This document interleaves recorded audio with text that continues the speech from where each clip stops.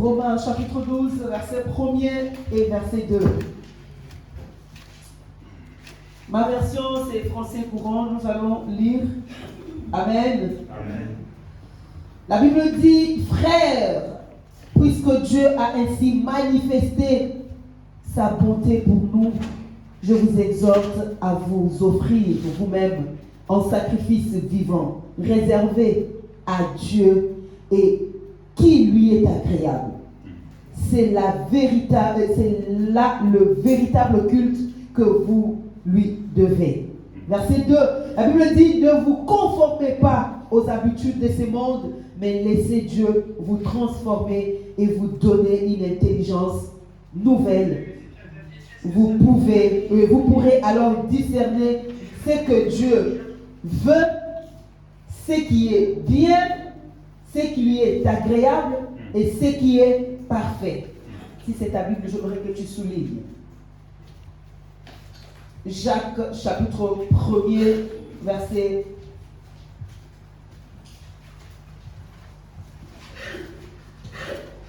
1er.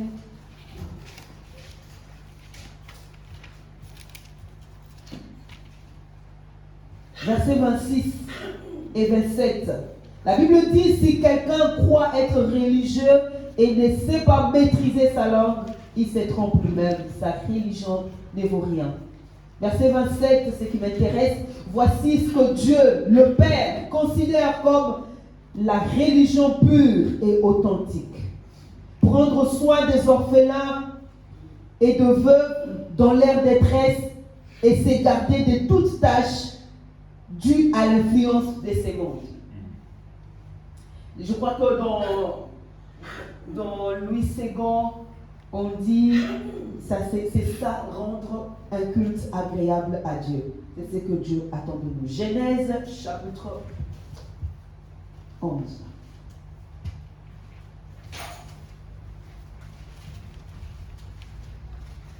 Amen. Amen.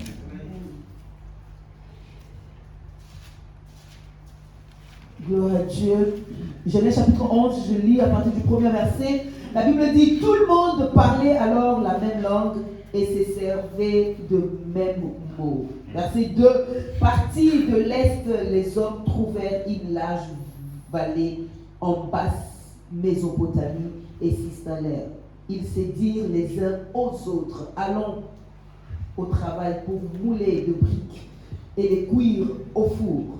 Ils utilisèrent les briques comme pierre de construction et du bitume comme mortier. Puis ils se dirent, allons au travail pour bâtir une ville avec une tour dont le sommet touche au ciel. Ainsi nous deviendrons célèbres et nous éviterons d'être dispersés sur toute la surface de la terre. Le Seigneur descendit du ciel pour voir la ville et la tour que les hommes bâtissaient. Après quoi, il s'est dit, eh bien, les voilà tous qui forment un peuple unique et parlent la même langue. S'ils commencent ainsi, rien désormais ne les empêchera de réaliser tout ce qu'ils projettent. Allons, descendons, mettre les désordres dans leur langage et empêchons-le de se comprendre les uns les autres. Le Seigneur les dispersa sur l'ensemble de la terre et ils durent abandonner la construction de la ville. Voilà pourquoi celle-ci porte le nom de Babel. C'est là, en effet, que le Seigneur a mis les désordres dans les langages des hommes. Et c'est à partir de là qu'il a dispersé les humains sur la terre entière. Amen. Amen. Parole du Seigneur. Amen. Gloire à Dieu. Je bénis le Seigneur pour cet après-midi, la grâce qu'il nous accorde de parler encore de sa part. Et merci vous tous qui êtes là. Que Dieu vous bénisse. Amen. Non, ça va. Amen. Et nous bénissons le Seigneur pour la vie de Pasteur Rodin. Est-ce qu'on peut acclamer le Seigneur pour sa vie?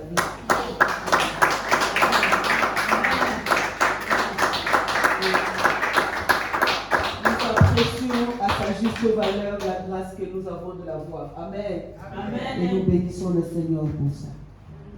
Alors, je pense que le pasteur avait annoncé le programme. On devait parler du culte. Alléluia. Amen. Nous avons suffisamment entendu de choses concernant le culte ici. Amen. Amen. Il n'est pas toujours facile de prêcher après eux, mais bon. Comme je le dis souvent, le Saint-Esprit ne va pas mettre l'homme sur moi. Il m'aime suffisamment pour ça. Amen. Alléluia. Amen. Gloire à Dieu. Amen. Alors, les 3 versets que nous venons de lire racontent l'histoire du culte. Amen. Amen. Le problème qui commence dans le jardin d'Éden, il n'y avait pas question de rendre culte à Dieu.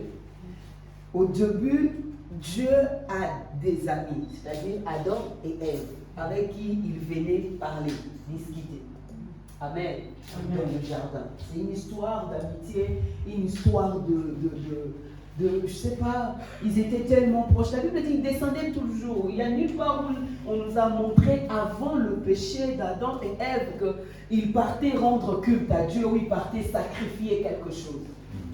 Il n'y avait pas d'autel. Là, c'était juste une question de relation.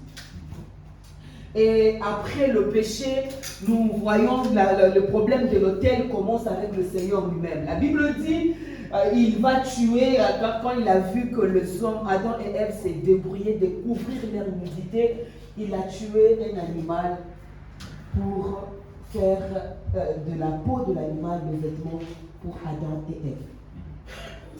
Alors après cela, l'histoire continue, le péché est entré dans le monde, les choses ont changé. La Bible nous parle maintenant de l'autel. Dans Genèse chapitre 4, on se rend compte que l'histoire, Genèse déjà, 2, 3, 4, on voit l'histoire maintenant de l'autel, d'un homme qu'on appelle Abel et son frère Caïn, qui commencent par bâtir les autels, c'est-à-dire offrir à Dieu. Amen. Amen. Et le culte, il y a 2 cultes, le culte de Caïn et le culte d'Abel. Souvent, les gens pensent que le culte, en fait, les choses que Caïn avait offertes, c'était des choses méprisables et il n'avait pas pris de choses importantes. Non, c'était le résultat de ce qu'il avait sémé. Ce n'était pas des choses méprisables, c'était le fruit de son champ. C'est la prémisse, en fait, de ce qu'il avait. Alors, la différence, c'est que lui, il a offert juste les choses, mais Abel a bâti un autel. Parce qu'on parle d'un autel, d'un sacrifice lorsqu'il y a le sang.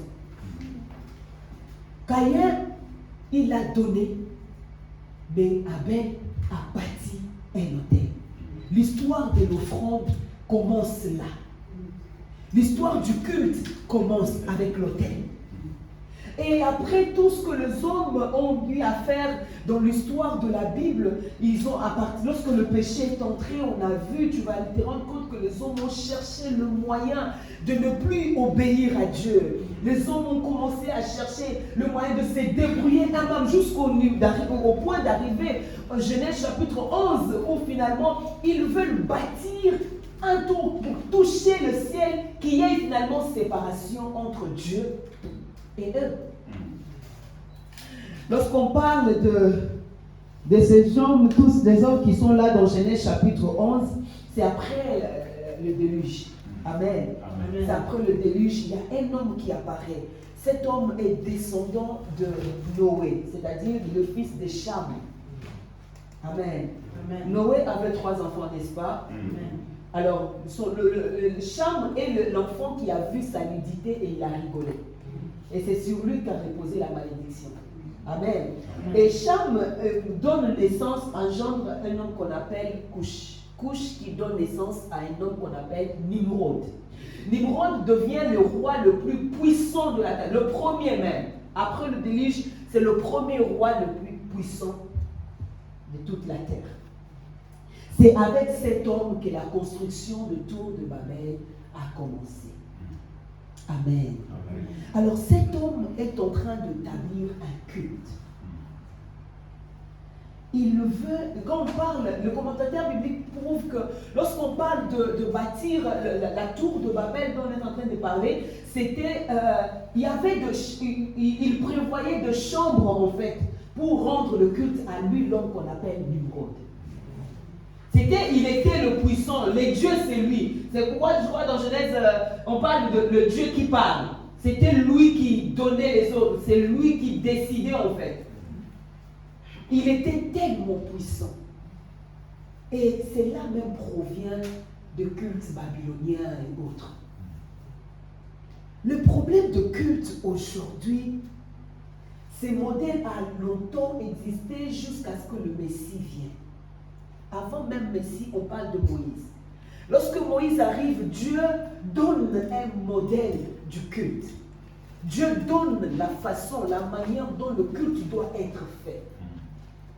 Exode chapitre 25, verset 40, Exode chapitre 26, verset 30, Exode chapitre 27, verset 8, il y a une phrase que Dieu répète lorsqu'il donne le modèle, lorsqu'il parle à Moïse de construire le tabernacle. Ces trois passages, Dieu insiste sur une seule chose. Garde-toi de faire selon le modèle qui t'a été montré à la montagne. Est-ce que quelqu'un me comprend? Amen. Garde-toi. J'essaie d'enseigner, j'essaie vraiment. On commence doucement, d'accord? On va arriver là-bas. Là où tu m'attends, là, t'inquiète pas, on va arriver. Amen. Et il insiste sur un point. C'est répété 3 fois. Dans les 3 versets que je vous ai donnés, vous allez trouver cette phrase que Dieu donne à Moïse. Garde-toi de faire selon le modèle qui t'a été montré. Ce qui veut dire, il y a un modèle du culte que le Seigneur attend et qu'il agrée. Tout culte n'est pas agréé par Dieu. Et tout culte, ce n'est pas pour lui qu'on le fait.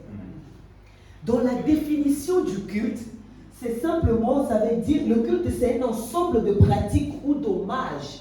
On peut dire de vénération qu'on rend, qu'on donne à une divinité. D'accord? Et il y a beaucoup de gens qui rendent des cultes. Il y a beaucoup de dieux, on peut dire ça. Et c'est lorsque les gens vont s'agenouiller, vont se prosterner devant, il y a ceux qui se prosternent devant des morceaux de bois, il y a ceux qui ont construit des animaux même, et ils appellent ça leur Dieu. Et c'est cet ensemble-là qu'on appelle le culte. Mais ça, c'est le culte selon la définition selon Larousse. Mais si on peut parler de la définition selon la Bible, je veux revenir sur Nimrod et je vous dirai pourquoi on a eu à lire ces passages. Lorsque l'on parle du culte dans Hébreu, on appelle ça Aboda. Aboda, A-B-O-D-A-H à la fin. Aboda qui veut dire service ou adoration. Amen. Amen. Service ou adorer. Rendre, donc tout ce que vous voulez. Adorer, servir, travailler pour. Amen. Amen. Et en grec, par contre, on appelle ça latria, qui a toujours le même sens. Latria, c'est du fait de tourner maintenant tout autour d'une divinité. Tourner autour d'une divinité. Et c'est ça le culte. Alors, lorsqu'on parle de rendre un culte, c'est tourner tout autour d'une divinité, c'est-à-dire que le résultat, en fait, tu deviens le résultat de celui dont tu es en train d'adorer ou de servir. Amen. On parle de culte, lorsqu'on parle de culte, on parle de 3 éléments. Le premier élément, c'est la divinité que tu dois adorer. Donc pour nous, Dieu. De 2, il y a les lieux du culte. Et de 3, il y a la personne qui rend le culte. Nous sommes d'accord? Lorsque ces 3 éléments sont réunis, là on peut parler du culte. C'est-à-dire il n'y a pas de culte s'il n'y a pas un Dieu. Il n'y a pas de culte s'il n'y a pas un lieu où adorer, ou rendre le culte. Et il n'y a pas non plus un culte s'il n'y a personne pour rendre ces cultes. Alors, lorsque Dieu donne le modèle à Moïse, il insiste sur le fait que le culte ne doit pas être fait sous une autre forme. Si ce n'est qu'à la manière, la méthode que lui-même a donnée à Moïse. Il dit à Moïse, voici comment vous allez faire. Tu vas faire ça, ça, ça, tu vas réunir ça, et moi je vivrai dans cette tente-là. Et tu ne feras pas au-delà de ce que je t'ai dit, tu ne feras moins de ce que je t'ai dit, garde-toi de faire selon le modèle que je t'ai montré. Il a tellement insisté sur ça, et oui, effectivement, Moïse a fait le tabernacle selon le modèle que le Seigneur lui avait montré. Il y a une chose qui m'intéresse dans cette histoire du culte. Lorsque le Messie arrive, il nous fait comprendre la première des choses qu'il n'est pas venu abolir la loi que Moïse avait donnée, mais il est venu accomplir cette loi-là. Mais dans l'accomplissement de la loi, il y a un changement à ce qui concerne le culte. Nous remarquons tous lorsqu'il rencontre cette femme qu'on appelle Poutine au puits de Jacob dans Jean chapitre 4, la Bible dit dans sa conversation, parce que alors que le Seigneur parle de l'eau et du mari, de la vie sociale de la femme se rend compte que je suis face à un prophète, elle se pose la question sur le culte. La femme demande au Seigneur, elle dit, je vois que tu es un prophète. Alors moi, mon problème, c'est qu'on a besoin de comprendre. Si peut-être tu vois mon instabilité dans la vie sociale, cela dépend de mon instabilité spirituelle, parce que je ne sais pas où adorer. Les Juifs disent qu'il faut aller à Jérusalem pour adorer. Les Samaritains disent qu'il faut aller sur le montagne, les hauts lieux que Roboam avait construit, et que Jéroboam plutôt avait construit, parce que c'est là qu'il faut aller adorer. Il y a un problème. Cette femme est instable. Elle a envie d'adorer le Seigneur. Elle veut servir Dieu, mais elle ne sait pas où aller. Elle ne sait pas quoi faire et comment rendre un culte.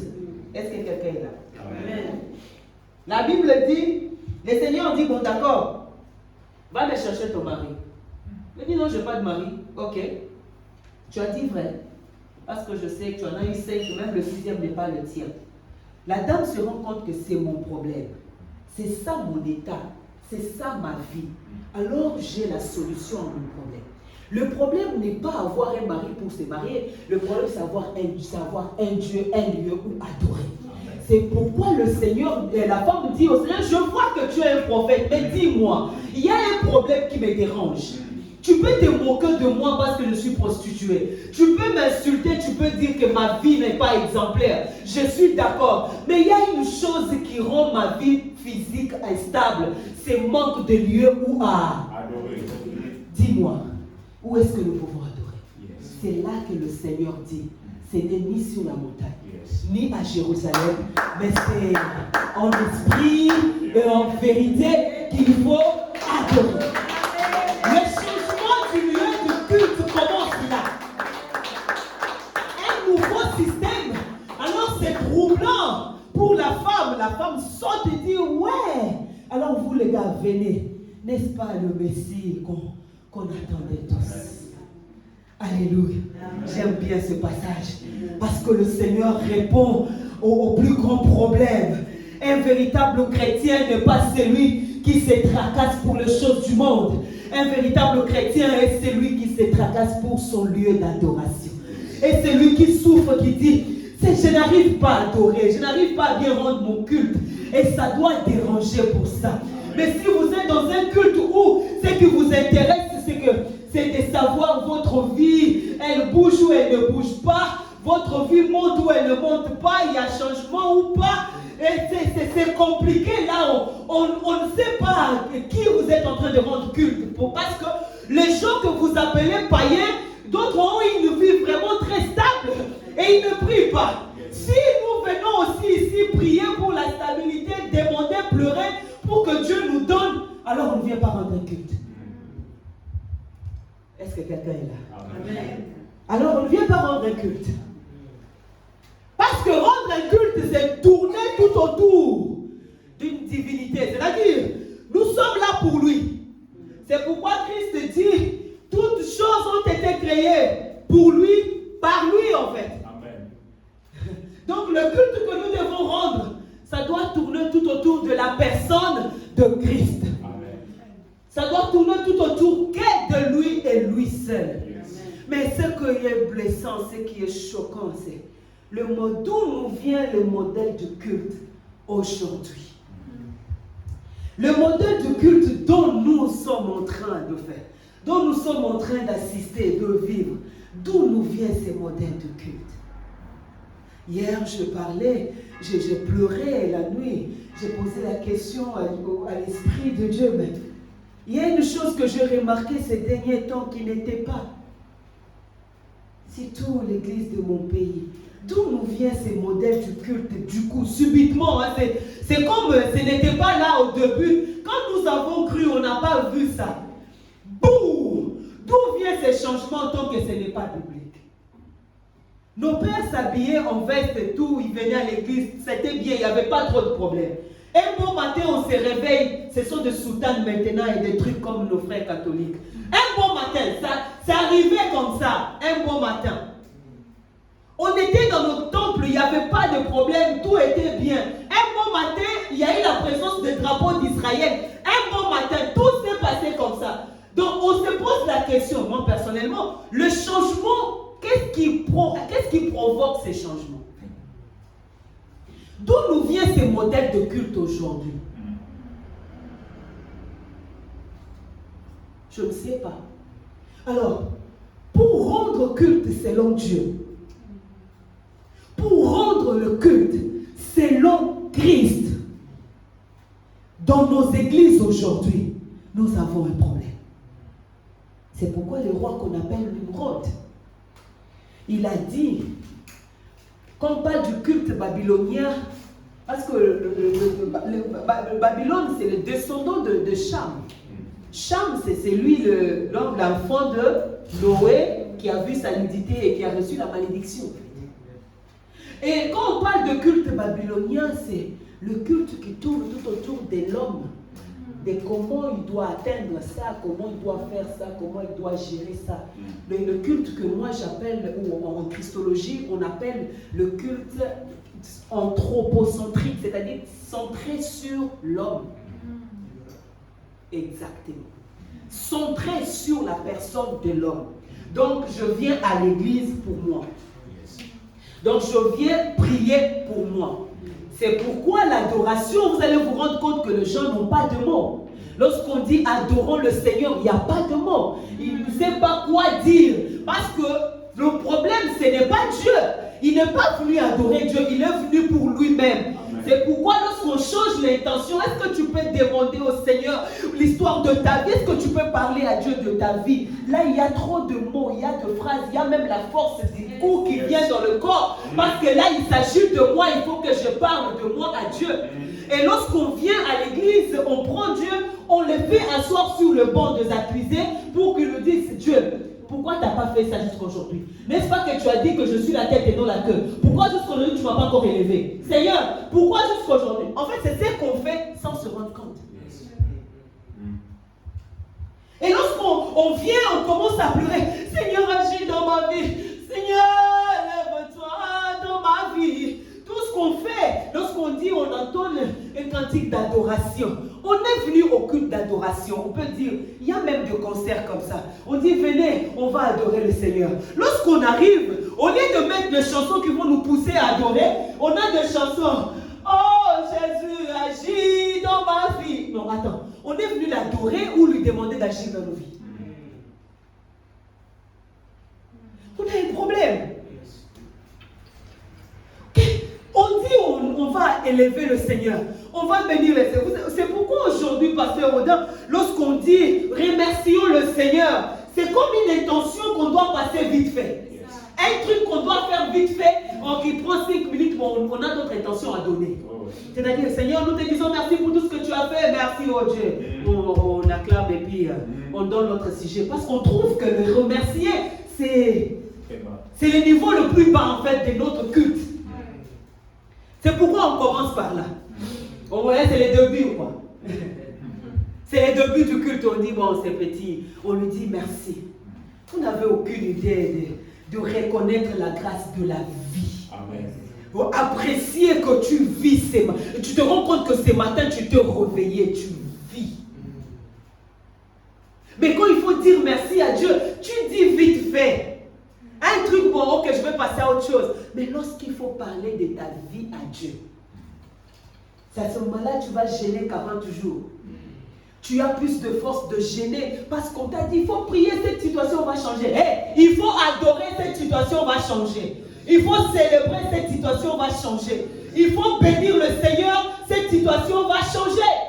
Un culte agréable n'est pas un culte où on pleure parce qu'on veut recevoir quelque chose de la part du Seigneur. Un culte agréable, ce n'est pas un culte où on est là juste pour que Dieu nous donne, Dieu fasse dans nos vies. Il y a des gens qui viennent. Un culte agréable n'est pas un culte sensationnel. Yes. Ce ne sont pas de cultes où vous venez remplis de l'effervescence, on met dans l'eau, et puis à un moment donné c'est fini, ça se calme. Et on dit il y avait l'onction aujourd'hui à l'église. Malheureusement vous êtes sortis tel que vous êtes entrés. Ça ce n'est pas un culte. Rendre un culte à Dieu. Paul nous l'explique dans Romains chapitre 12, comme nous venons de le lire. La Bible est claire là-dessus. C'est s'offrir comme un sacrifice vivant. Lorsqu'on dit s'offrir, c'est-à-dire tu ne t'appartiens plus à toi-même, tu appartiens à celui dont tu t'es donné. En d'autres termes, ta vie, ce qui te manque, tout, dépend maintenant de la personne à qui tu t'es donné. Lorsque tu pries Dieu, ta vie doit dépendre de lui. Lorsque tu sers Dieu, ton cœur, tout ce qui est à toi, tes besoins vont dépendre de lui. C'est pourquoi c'est lui qui a changé les cultes a dit. Cherchez premièrement le royaume des cieux et le reste vous serez donné par-dessus tout. S'offrir à Dieu, c'est donner complètement et totalement ne pas laisser quelque chose en retour. Que les gens se moquent de toi, que les gens t'humilient. Ce qui compte, c'est ton engagement, c'est ta vie. On parle de celui qui t'a sauvé. Ta vie ne dépend pas des autres. Ta vie dépend de celui à qui tu t'es donné. Alléluia. Être un culte. Il faut quitter les niveaux de rendre culte pour devenir un culte pour Dieu. C'est ce que Paul veut nous dire. S'offrir soi-même comme un sacrifice vivant. Un sacrifice vivant à Dieu. Et nous sommes le genre de chrétiens aujourd'hui. Nous sommes trop chrétiens, trop spirituels à l'église. Nous sommes trop enfants de Dieu lorsque nous prions, lorsque nous parlons de nous-mêmes. On traite même les autres de mauvais, de païens, de ne pas avoir la faveur de Dieu. Parce que nous, lorsqu'on vient ici, nous, on vient beaucoup prier, parler que de nous. Tu viens à l'église tous les jours, tu viens faire quoi? Ça aussi, c'est une question. Tu viens faire quoi? Dieu seul sait lorsqu'on dit, est-ce que lève ta main et bénis le nom du Seigneur, ce qui sort de ta bouche. Si ce n'est pas Seigneur, je te bénis parce que je sais que tu vas faire. Seigneur, je te bénis parce que je sais que tu vas me donner. Le bénédiction aujourd'hui, nous élevons Dieu parce que nous savons qu'il va faire. Et s'il ne le faisait pas? Est-ce que quelqu'un me comprend? Est-ce que Dieu est obligé de faire? Non. C'est comme si croire à la grâce, savoir que Christ a tout accompli, ça ignore ou ça efface sa souveraineté. Il reste souverain. Il fait ce qu'il veut, comme il le veut, quand il le veut, où il le veut et avec qui il veut. Il est toujours Dieu. Du fait de devenir amour, en fait, j'étais en train de dire à quelqu'un, avec la même puissance il est amour, c'est avec la même puissance il est juste. Amen. Nous, on pense que son côté amour a banalisé son côté justice. Pas du tout. Il est Dieu dans tout ça. Et lorsqu'on vient rendre culte à Dieu, on a du mal à se donner nous-mêmes. Et on vient d'abord lui donner ce qui nous dérange. Et on attend qu'il agisse. S'il n'agit pas, alors c'est qu'il y a un problème. Parce qu'il n'a pas fait maintenant à l'heure où je sais, je dis à l'heure où j'ai demandé, c'est-à-dire il y a un problème. Et c'est qui va me pousser finalement à aller chercher un démon quelque part. Oui. Quand ça ne marche pas, toi tu ne sais pas que ce sont les démons qui bloquent ta vie. Mais qui ne te dit pas que c'est Dieu qui a bloqué ça? Qu'est-ce qui te pousse à croire que si tu n'as pas encore tout ce que tu veux, ce n'est pas Dieu? C'est quoi la preuve?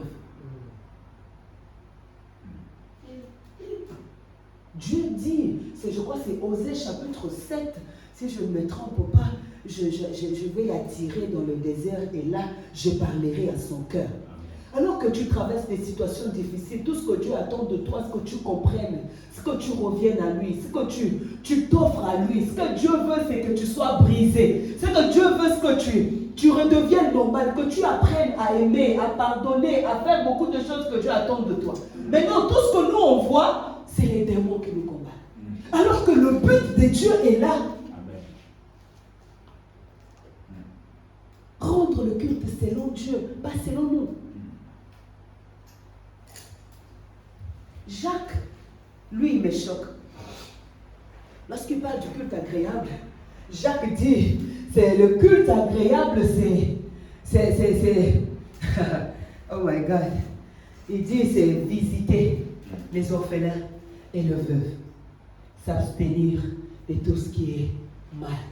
Et c'est ça, le culte agréable. C'est-à-dire, les tout ça, beaucoup prier, beaucoup gêner, ce n'est pas un culte agréable. Bizarre. Nous sommes le genre de chrétiens, nous prions beaucoup, mais on assiste moins les autres. La dernière fois où tu as aidé quelqu'un, c'était quand? La dernière fois où tu as apporté ton aide à un orphelin, c'était quand? La dernière fois, cher chrétien, où tu as aidé un enfant dans la rue, c'était quand?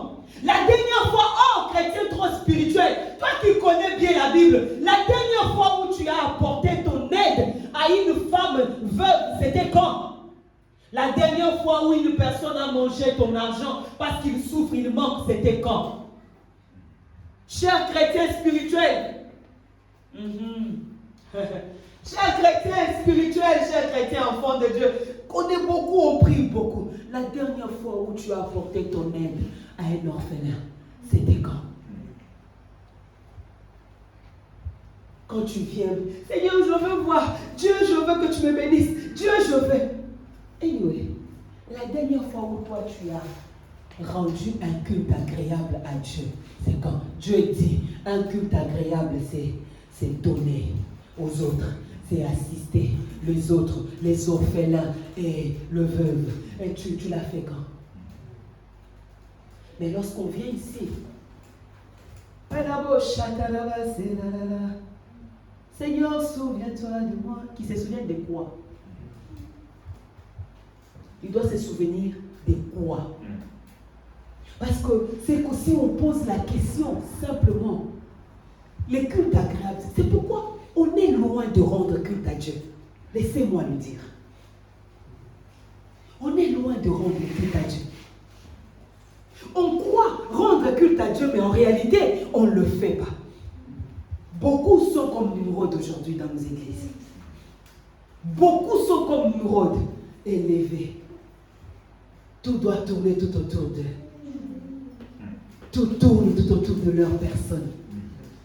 Ça n'a rien à voir avec Christ. Ça a à voir avec eux. Ils ont établi de principes que tout le monde doit respecter. Le culte babylonien. Culte où le pasteur a plus de valeur que Dieu. Le culte où le père spirituel, le mère spirituelle a plus de place dans nos cœurs, dans nos vies que Christ lui-même.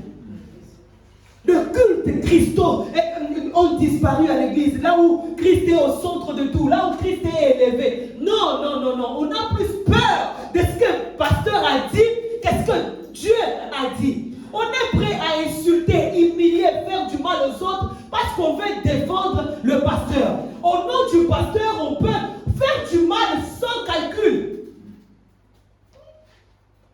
Et on dit, on veut prouver notre loyauté envers Dieu. Est-ce que tu es sûr que ta loyauté envers ton pasteur, c'est ça même, la loyauté envers Dieu? Le culte babylonien, où les hommes ont plus de place. C'est pourquoi nous sommes vides. Nous passons de culte vide. Sans changement. Pourquoi? Parce que ce n'est pas pour lui qu'on vient. On vient au nom de lui, mais pour nous. On vient en son nom, mais pour nous. Alors que le culte que Dieu attend de nous, avant que tu t'offres toi-même, que tu vives pour lui, que tu arrêtes de vivre pour toi, que tu arrêtes de vivre pour tes intérêts, mais que tu vives pour Dieu, tu vives pour sa gloire. Aimer le Seigneur, c'est ça même vivre pour lui et lui seul.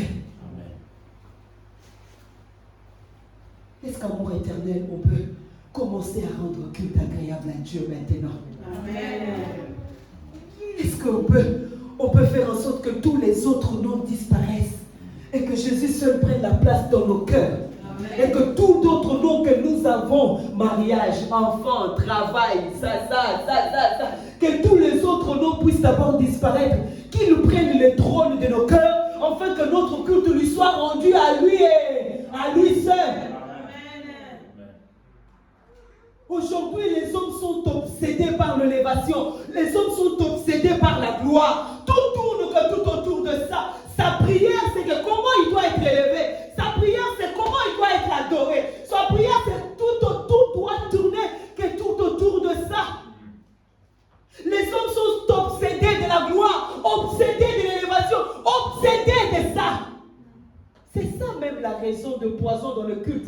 C'est ça même la raison de trahison. Les gens se font du mal. Tous humilient les autres. Pourquoi? Que je sois seul qui vit et qui règne ici. Amen.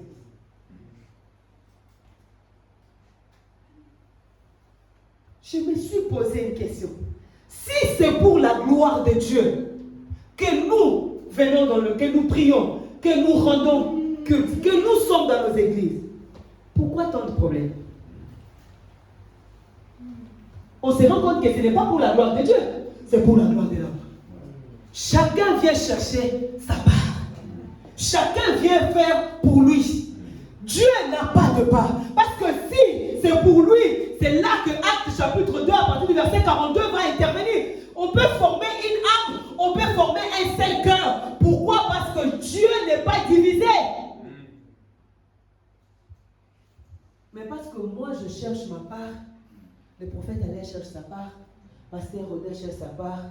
Alors là, on va gérer. De sorte que si je ne retrouve plus ma part, c'est à ce moment-là que je commence à avoir des prophéties et des visions.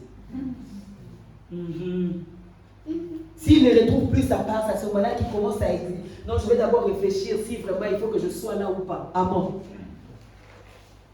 Ah bon? Il faut réfléchir maintenant. Je vais d'abord réfléchir si je suis vraiment appelé à être là. Comment tu t'es retrouvé là? Parce qu'on n'accepte pas certaines choses. On n'accepte pas. Quand ce n'est plus dans mon intérêt, je n'accepte pas. Quand je ne trouve plus ma part, alors là, il faut que Dieu parle. De toute façon, je suis en prière, je suis en train de prier. Il faut que Dieu me dise si je dois continuer à servir l'amour éternel ou pas. Tiens! Tout ça peut-être parce que tu as reçu, on t'a reproché de quelque chose. Tout ça c'est peut-être parce qu'on t'a parlé. Et là, il faut que tu cherches une réflexion.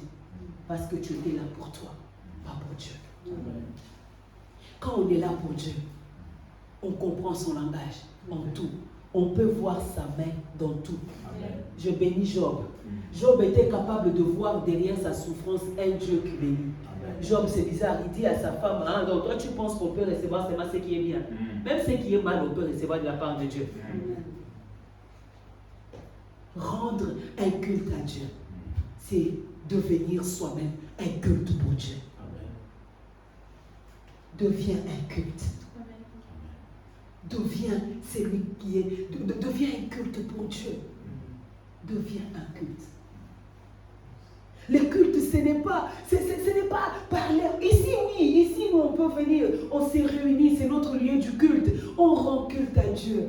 Mais tu dois savoir que le lieu du culte réellement se trouve au fond de toi. Et tu viens avec ton lieu du culte, je viens avec mon lieu du culte, là, on rend un culte. Pourquoi? Parce que ce n'est pas un temple qui n'est pas seulement pour nous. Ce n'est pas seulement pour nous. Il y a d'autres choses qui peuvent se passer après nous ici. Mais le Dieu que je porte, c'est celui que j'amène ici, je m'agenouille, je m'assois, je rends le culte. Amen. Dieu ne vit pas ici. C'est quand nous sommes là qu'il est avec nous, parce qu'il est en nous. Amen. Est-ce que quelqu'un comprend? Amen. Dieu est en nous. On les transporte partout. Nous sommes des tabernacles ambulants. Yes. Partout où nous passons, la présence de Dieu est là. Amen. Partout où je suis, la présence de Dieu est là. Amen. Alors ce n'est pas que je dois trouver un Dieu accroché quelque part. Dieu n'est pas accroché quelque part pour... Il y a une statuette qui est dirigomée là au vert. Dieu se trouve là, il faut aller seulement là-bas prier. Non, il a dit c'est en esprit et en vérité qu'il faut l'adorer. Vu que c'est en esprit et en vérité qu'il faut l'adorer, partout où je suis, je peux l'adorer. Mets-moi où tu veux, place-moi où tu veux, je veux l'adorer. Je veux le servir. Amen.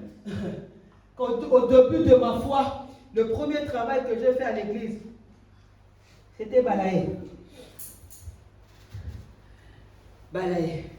On me disait, non, mais toi avec ta taille, bon, quand j'avais encore une belle taille, maintenant c'est...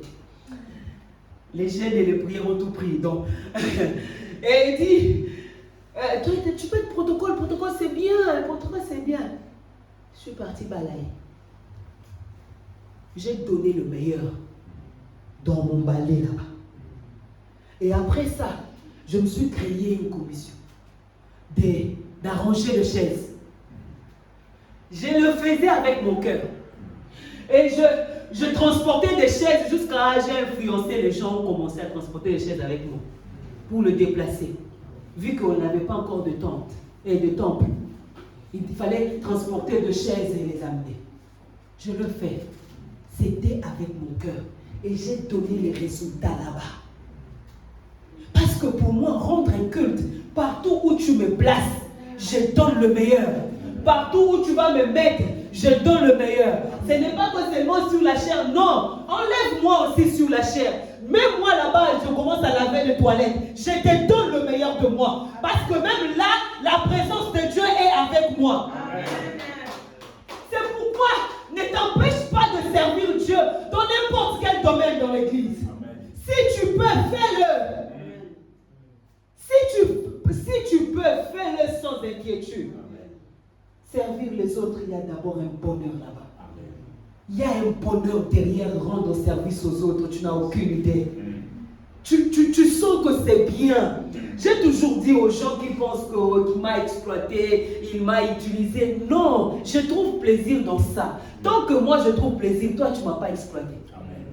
Tant que moi je fais tout, j'aime ce que je fais, tu ne m'as pas exploité. Tu n'es pas parti avec ces cœurs que j'ai. Pas du tout. Tant que ces cœurs sera là, Christ sur son trône, je vais continuer à faire le bien. Je vais continuer à faire. Donc le reste, ce n'est pas mon problème. Alors mon frère, ma soeur, tu as l'occasion de faire le bien, de rendre un culte à Dieu, fais-le. Tu as un héros, tu as des héros, 4 héros, partage avec quelqu'un. Le chrétien son radin. Ah, donne-moi un amen. Terrain glissant. Non, ne vous en faites pas, je vais parler. Non, mais je veux parler.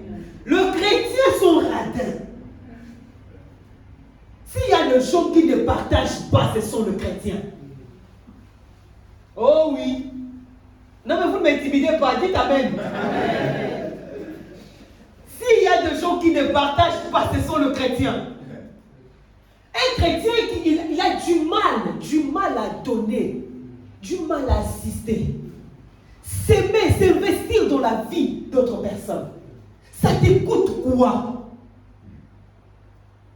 Dîme, tu as des difficultés de payer la dîme. Les offrandes, même à l'église, tu as des difficultés de donner les offrandes. Mais on se pose des questions, finalement, ton culte, il est comment? Le chrétien sont ceux, ils vont venir prier. Dès qu'il a l'argent, il oublie tout. Il va d'abord dépenser quand il finit. De toute façon, avant de venir, il se rend compte de ces pièces qui sont restées après les courses. Honte à nous. S'il faut aller au McDo manger, on part avec des cartes, avec nos billets. Là, on mange, c'est bien. On sort, mais c'est quand il faut venir devant ces paniers, on a le droit de mettre des héros, des pièces rouges, y compris. Honte. Quand il faut acheter des vêtements, quand il faut acheter des choses, on est ça, c'est bien. On ne se souvient pas de Dieu. Mais c'est quand il faut venir, ces paniers où nous considérons que nous sommes en train d'offrir à notre Dieu, c'est aussi un culte. C'est tout un culte de donner les offrandes. C'est à ces moments-là que nous, on vient avec nos pièces rouges qui ne peuvent rien acheter. Rien du tout. C'est là qu'on vient mettre dans le panier. La salle, on paye. Mais on dit aussi, payer cette salle, c'est rendre un culte à Dieu. L'évangélisation n'est pas gratuite. L'évangile l'est. On peut vous prêcher, au moins, on peut venir, et moi et lui, tous les jours parler ici, sans même vous demander 1 euro. En tout cas, on ne demandera pas. On ne va même pas insister, dire, bon, donnez-nous, il faut donner l'argent du prophète, il faut faire ceci. Je ne sais pas faire ces choses-là. Mais cette salle doit être payée. Quand tu ne contribues pas, tu penses qu'on va venir rendre culte comment? Vous voyez à quel point nous sommes égoïstes. Nous venons pour nous, nous prions pour nous, nous rendons culte que pour nous. Tout ce que nous faisons doit tourner tout autour de nous. Mais lui, on l'oublie. Et c'est quand on se souvient, je me suis fixé un montant. Si je n'ai pas ces montants-là, je ne me lève pas. Je ne me lève pas. Parce que c'est mon culte que je rends. Ça ne te gêne pas de venir avec des pièces rouges mettre dans ce panier. Ça ne te gêne pas de venir avec des pièces mettre ici. Jésus, tu es grand, mais tu ne mérites pas beaucoup de mon argent. Dans ta grandeur, tu mérites que les 2 euros. Oui, c'est ce qu'on dit. Oui, c'est ce qu'on fait. Non, mais je n'avais pas. Tu avais toute la semaine pour préparer les offrandes de Dieu. Quand on pense à nos dépenses, on pense à nous. On pense d'abord à nous. Et Dieu après. Et lorsqu'on arrive ici, Seigneur, ça, je veux d'abord grand. Ce n'est pas un culte. Un culte, c'est d'abord la disposition de ce que tu comprends dans ton cœur et que tu viens extérioriser en offrant, en adorant et en célébrant. Amen. Souviens-toi de veuves. Souviens-toi des orphelins. Amen. Ça, c'est ce que je fais chaque mois. Je pense moins à moi que comme je pense aux autres. Moins à moi. J'ai du mal à aller faire du shopping pour moi, mais il m'arrive d'aller le faire pour les autres. J'ai du mal. Toi, tu manques aussi, mais tu te rends compte qu'il y a ceux qui en ont plus besoin que toi, mais tu te donnes. Tu te sacrifies, tu te mets toi-même sur l'autel pour que quelqu'un d'autre trouve sourire. Tu te poses toi-même sur l'autel pour que quelqu'un paye le minerval. Est-ce que c'est parce qu'on en a beaucoup? Non. C'est tout simplement, on a compris que c'est ça le culte. Rendre culte à Dieu, c'est aider aussi les autres. C'est assister les autres. J'avoue qu'il y a des gens qui nous mentent aujourd'hui. Il y a des gens qui sont fausses aujourd'hui. Ils vous donnent l'impression de manquer, mais en réalité, ils ne manquent pas. Mais il y a des gens qui sont dans le vrai besoin. Il y a des orphelinats. Il y a là où se trouvent les enfants. Si tu ne connais pas, moi j'en connais beaucoup. Et tu peux dire un jour, bon, d'accord, même 50 euros, même on peut assister à un orphelinat, on peut assister à un enfant malade, on peut apporter notre soutien à quelqu'un. C'est ça le rôle de l'église. L'église d'aujourd'hui n'aide pas. L'église d'aujourd'hui a un problème de ça. L'église n'apporte pas le soutien. On m'a raconté une histoire où un homme est parti frapper la porte d'une église. Il n'avait pas un endroit où aller. Il n'avait rien pour manger. Cette histoire m'avait fait pleurer. Et ça me blesse encore jusqu'à aujourd'hui. Il n'avait pas un endroit où aller. Il va frapper à la porte d'une église. On demande au pasteur si cet homme peut dormir ici parce qu'il n'a pas un endroit où on peut trouver la solution pour lui. Le pasteur dit, nous avons beaucoup de combats, on ne les connaît pas, on ne peut pas les recevoir. J'ai eu mal. J'ai eu mal. Pasteur, tu as beaucoup de combats. Il y a un abri, quelqu'un qui n'a pas d'abri et cherche un endroit où dormir. Toi, tu dis, tu as beaucoup de combats, tu ne peux pas prendre quelqu'un, tu ne peux pas aider quelqu'un que tu ne connais pas parce que tu ne connais pas son état d'âme. Et il est parti frapper à la mosquée. Oh oui, on l'a ouvert. Oh oui, on l'a reçu. Ils l'ont donné à manger, à boire et ils l'ont présenté le Coran.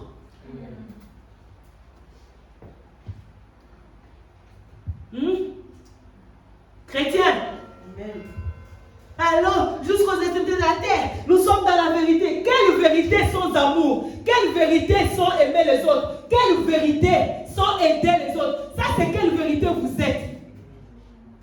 Quel genre de vrai chrétien ou de détenir la vérité sans amour? Un homme qui manque à manger vient frapper à ta porte, il manque un endroit où dormir. Toi, tu parles de son état d'âme. Alors toi, tu as un problème avec ton propre état d'âme. Parce qu'ayant le Saint-Esprit en toi, tu devrais comprendre que là, il faut apporter de l'aide. Il est devenu musulman. C'est tout. Est-ce qu'un jour, tu pourras parler de Christ à un tel homme? Non. Hein? Est-ce qu'il va te croire? C'est ça ce que nous faisons dehors. Pasteur Max nous a dit le dimanche passé ici. On n'est pas témoin à l'intérieur ici. On est témoin dehors. C'est dehors. C'est là où nous devons être témoins de Christ. Notre chrétienté de nous-mêmes là. On est trop chrétiens, trop spirituels nous-mêmes que pour juger les autres, pour condamner les autres, pour faire du mal aux autres, traiter d'autres de païens, traiter d'autres, mais sans amour, dans tout ça, sans amour, sans. Et puis on dit, on était à l'église aujourd'hui, ouh, c'était fort. Qu'est-ce qui était fort? Qu'est-ce qui était fort? C'est le mélange de toute méchanceté que vous avez exposé là. C'est ce qui était fort. Alléluia. Amen, amen. Cet homme Nimrod, je vais conclure mon message, il dit, nous allons bâtir. Je crois que Paul parle de lui dans 2 Thessaloniciens, c'est 2 Thessaloniciens chapitre 2, verset 9, c'est là on parle de l'impie.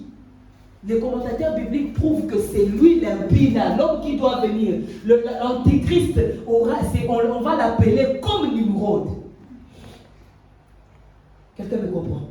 On l'appellera comme Nimrod, c'est-à-dire celui qui va faire des choses comme Nimrod l'avait fait, c'est-à-dire détourner le champ de la crainte de Dieu. C'est ça l'homme qu'on va appeler l'impie qui va venir. Et je me pose même la question s'il n'est pas déjà là. Parce que cette obsession pour nous-mêmes dans nos églises dépasse les niveaux. Cette obsession pour nous-mêmes, c'est pourquoi tous les enseignements sont centrés que sur ce qu'on doit recevoir, sur ce qu'on doit devenir, sur ce qu'on doit être, sur ce qu'on doit avoir, sur tout tourne tout autour que de ça. C'est pourquoi même s'il faut faire du mal à l'autre pour que tu deviennes, tu vas le faire parce que tu dois devenir. Même s'il faut trahir les autres pour que tu deviennes, ça ne te dérange pas, tu vas devenir. On regardait un film avec ma soeur, où on propose quelqu'un, on lui donne 20 millions pour trahir une autre personne. Ma soeur me regarde. J'ai dit, mais pourquoi tu me regardes? Elle me dit, oh, dis la vérité, mon pasteur. Si on te donne cet argent pour me trahir, qu'est-ce que tu vas faire? J'ai dit, ben, j'avoue que j'ai tellement de projets, j'ai trop de projets, et que cette somme fera bonne affaire. Mais il y a une chose, tant que je sais me lever pour chercher l'argent, tant que j'ai la vie, que je peux me débrouiller, je peux avoir honnêtement l'argent. La loyauté prime. Parce que ça ne sera pas seulement être loyal envers toi, mais c'est l'être envers celui qui m'a créé. 20 millions, c'est beaucoup. Je veux commencer mes projets.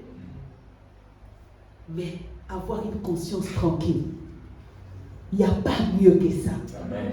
avoir la paix, savoir que je ne dois rien à personne. Je ne fais du mal à personne.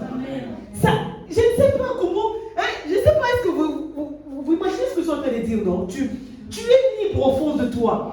Je n'ai pas mangé, c'est bien, mais j'ai fait du mal aussi à personne. Donc personne ne murmure contre moi. Si quelqu'un murmure, c'est pour sa méchanceté, pour lui-même. Mais moi, je me sens en paix, je me sens bien. Je suis libre de tout. Soyez libre. Évitez de faire du mal pour ne pas se retrouver dans des prisons inutiles. Sois libre au fond de toi. Tu viens ici, ton sourire, ça va. C'est pas même si tu fais semblant pour sourire avec nous, mais quand tu rentres là-bas, toi-même, tu sais. Quelqu'un boude de l'autre côté. Non. Boude parce que tu es méchant, mais ne boude pas parce que je t'ai fait du mal. Rendre culte à Dieu, c'est se libérer de soi-même. Rendre culte à Dieu, c'est être libre. Tu viens dans la présence de Dieu, c'est lui seul qui est là.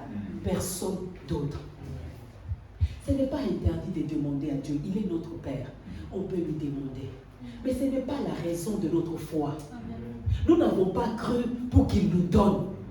Il est libre. Moi, sur ce point, je me dis souvent, Dieu est libre. C'est pourquoi ces trois hommes, le compagnon de Daniel, dans Daniel chapitre 3, la Bible dit, ces trois hommes ont regardé le roi droit dans les yeux, ils ont dit, notre Dieu le fera. Et même si il ne le fait pas. Et quel niveau de foi! C'est-à-dire, c'est possible qu'il nous laisse périr dans cette fournaise ardente. Et dans sa souveraineté, s'il nous laisse là-bas, ça ne va pas changer. Même s'il n'a pas encore fait dans ma vie, ça ne me poussera pas de me prosterner devant toi. Même s'il ne m'a pas encore donné, cela ne me pousse pas d'aller me prosterner devant un morceau de bois. Amen. Je reste, j'attends. Même s'il ne fait pas, c'est lui de toute façon que j'attends. Aujourd'hui, c'est comme si tu n'es pas trop chrétien si tu n'as pas encore tout ce qu'il faut. Être chrétien, c'est être connu comme béni, c'est avoir tout. Si tu n'as encore rien, tu n'es pas chrétien. Tu n'es pas encore chrétien. Tu dois avoir tout ce qu'il faut. Marier, avoir des enfants, un travail stable, beaucoup de voitures, une grosse maison, tout ça là. Là, tout ça là. Là, oh Dieu l'a béni, hein. Ah bon, Dieu l'a béni. Dieu a béni que lui. Hein? Donc c'est lui qui n'est pas béni. Tu ne sais pas que la vie c'est la bénédiction. Amen. Il n'y a aucune bénédiction qui soit au-delà de ta vie.